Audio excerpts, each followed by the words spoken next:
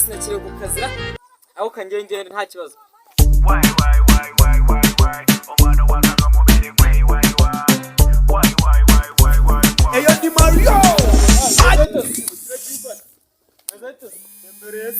embere nje manje gucuza man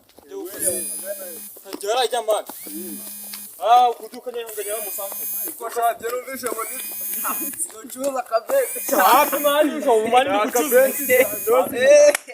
nyine ubu njenye gucuza alimentation ahubwo hora mutuntu twinshi nayo bazasukaje manu kirebe nakapenti ram papa bailamo si te quiero ya mega zuba kaje gushaka nyine najya gufata kazi nako ni icyayi amandazi ajya majibati ntabwo ari icyayi yagasize mana yagiye munsi kumanenge nawe kabisa bailamos si te quiero bailamos si te quiero give it baby kwata burunji baby yagasaze simana yanjye ni karibu mezete mubani ni fresh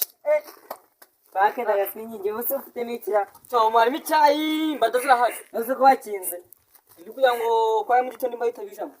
aya ndeba kana aho ngaho nzane kabisa zira kana siwe kanareba nibaje uziko byahanutse muri hasi byahanutse muri yo sesha anga ese kune nabirambitsera ku ntebe ni gute byahanutse bana yayi ubwo kingeje ngomba hacitse nuhangu nyine ariko mfite amaduka menshi urajya habagamo imineke sinzi nawe wapfa gufata imineke twaje turebe mbese ko ndi kumva imbazi kujwigira hazaho zabiri ijambo cyane ni hano yo naho nkoreraga natwe twagera ese ndi kukumaza ye nenzi ko ziri muno nose aho ngaha n'ubwogero nose anozo ntacyo maremwa none nibusanze none ibintu byatobotse kumufata no kujya migenze mana yanjye nose kugiye kujya kunyikazaho agosha umva nkubwegero uzwakinisha waje umuguzi niba wiza ta nzakuvuna kandi kazi ngufotora ibintu mujana kuri ibesha yose kuko nawamenyera wowe ibesha ayi bari nguke muyenza ukinisha abantu wewe ni guke muyenzaga ku bantu bafite amafaranga je pake nisha umuntu ko none washoborana ufashe ibuye narifaje nyine wabaye umugabo ukaka se yagwanishaga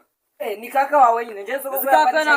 ntabwo nzamukurikiza ariko uzuko kaka yishime bitandatu mbese yicaga iyi yishime bitandatu cyane ntabyo yuko nawe ubwe yari imbere umva uzi yuko zo ko cyagiye umuntu yabaye muri 1994 yari rukanse ava muri Kongo n'amaguru izibona gatane he nagari